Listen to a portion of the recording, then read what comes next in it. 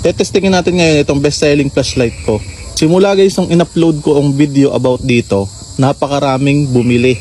Kasi sobrang quality naman talaga nito. Tingnan nyo, physical appearance pa lang niya.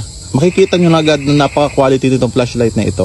May zoom in at may zoom out, may cove light. Yung cove light sa mga nakaraang video ko hindi ko tinetesting, pero ngayon tetestingin ko. So ayan, may white, may red, may blue.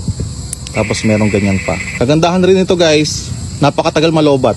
7 to 8 hours, depende sa usage. Yung kanyang lens pa lang halatang quality na. Ngayon tetestingin natin yung kanyang ilaw kahit maliwanag pa. Makikita nyo kasi guys na malakas ang kanyang ilaw pag tinest natin kahit maliwanag pa. So ayan ganyan siya kaliwanag. Sobrang liwanag, di ba? Titingnan ko kung kitang-kita sa kabilang ibayo yung kanyang zoom. Ayun ang layo nun ha. Kitang-kita pa rin yung ilaw ayun kahit maliwanag pa. Ganon kalakas ang ilaw na ito.